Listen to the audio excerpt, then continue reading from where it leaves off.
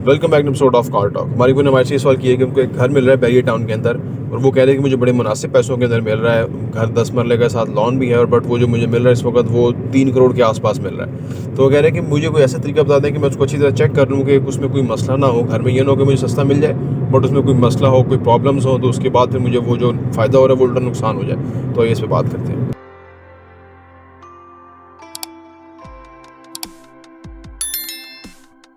बिस्मिल्लाहिर्रहमानिर्रहीम, अस्सलाम वालेकुम रहमतुल्लाहि व बरकातहू। देखिए जी, हर दुनिया में ना जो लोग प्रोफेशनल है ना किसी काम के, तो वो उन्होंने ना एक बाकायदा तरीके से काम करते हैं। वो कहते हैं जी हम आपके जो घर है उसका पूरा जो है ना वो चेकअप करेंगे, और उसके लिए हमारी 10,000 रुपये फीस है, और वो बाकायदा इस करियर में आगे हैं और ये करके देते हैं लोगों को। तो हम ना गाँव का गाँव है, यहाँ पे जो भी कोई काम जानता है ना उसको करने का तरीका और सलीका नहीं आता, और लोग पे करने के लिए तैयार नहीं है। इतने अमीर लोग होते हैं, इतने घटिया और चीप होते हैं ना, दिल करता है मैं थप्पड़ लगाऊं उनके ऊपर। 5-10 हज़ार खर्च करते हैं, उनकी जान जाती है।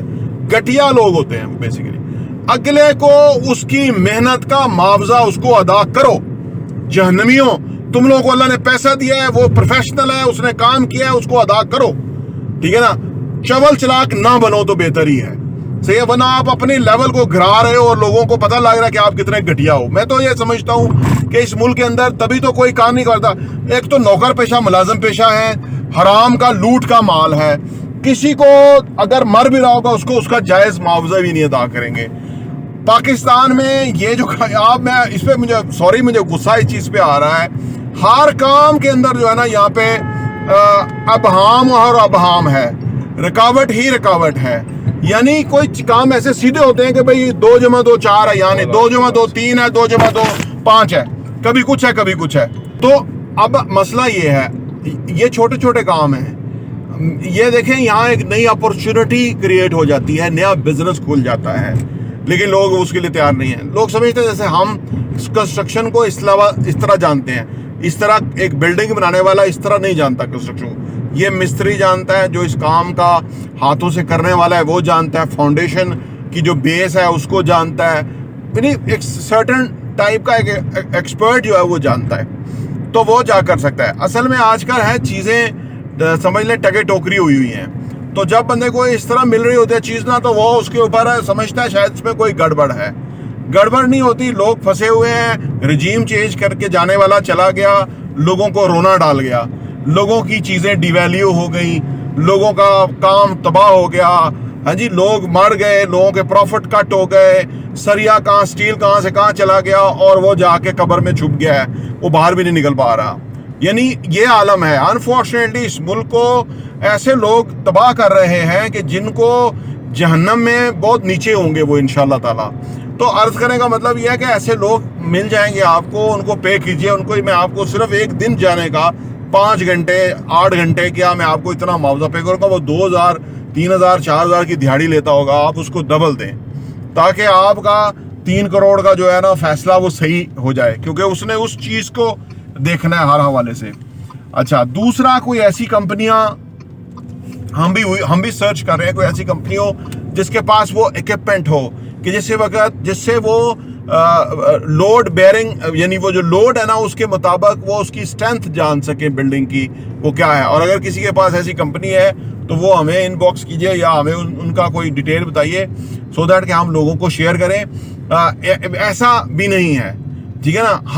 हर बिल्डिंग पास होती है रिश्वत दे के, हर काम होता है हराम की बुनियादों पे। हमने एक ट्रांसफर लेनी है, एक तबलीगी जमात वाले साहब है, अब आप सोचिए, सहरोजा लगाते हैं और वो ट्रांसफर देनी है, और उसके ऊपर ना 50,000 रुपये टैक्स बनता है। वो कहते हैं कि जी यहाँ कोई लड़के आते हैं, वो 25,000 टैक्स दे के वो काम हो जाता है। भाई आपकी तबलीग का क्या फ़ायदा, आपके दीन का क्या फ़ायदा, आपका दीनी रवैये का हुलिये का क्या फ़ायदा, कि जबकि आपने दीन को प्रैक्टिस ही नहीं करना। वो अलग मामला है, वो तबलीग अलग है। और जो कारोबार है, लेन देन है, मामलात है, काम है, उसमें इस्लाम कोई नहीं है, तो क्या फ़ायदा इस्लाम का। इसलिए तो मैं नहीं सरोजे पे जाता, मैं सरोजे पे जाता ही नहीं है। कई लोग अपने बीवी बच्चों को भूखा पीछे छोड़ के और स्केप अख्तियार किया हुआ सरोजे पे जा रहे हैं। और असल सरोजा तो काम है, कारोबार है, ईमानदारी से है, जुम्मेदारी से है, दूसरे का हक अदा करना, इससे बड़ा क्या सरोजा होगा। लेकिन वो तबलीगी जमात वालों को कोई क्या समझाए, वो कहते हैं जी नफा होगा। नफा होगा, मैं उधर इनक्लेव में को जानता हूँ, वो फ्राडिया है, इतना बड़ा बिजनेस है, इतना बड़ा तबलीगी है, वो इतनी लंबी दाढ़ी है उसकी, वो सही है। वो फ्राडिया जितने हैं वो जाके तबलीग में जाके सरोजे में बैठ जाते हैं, और हुलिया ऐसा बनाया हुआ है, और वहां भी कारोबार होता है। मैं कहता हूं कि आप अगर किसी चीज को रिप्रेजेंट कर रहे हो तो वो दाढ़ी से नहीं, हुलिये से, लबाबे से नहीं, अमामे से नहीं, वो आपके काम से होना चाहिए रिफ्लेक्ट कि भाई आप क्या हो, आप दीनी हो, आप क्या हो, दुनियावी हो। तो बाकी है कि इससे मसला ये है कि ये हमारा डिलेमा प्रॉब्लम ये है कि अब हम एक दूसरे के ऊपर एतमाद नहीं है। हम मुसलमान हैं, नबी की उम्मत हैं, हमें एक दूसरे को एतमाद नहीं है। हर वक्त सारा वक्त हम कारोबार करते हुए हम उसी से बचते हैं। लाखों करोड़ों रुपए का बिजनेस है। ये देखो काम करने का तरीका यहाँ कैसा मुश्किल काम है।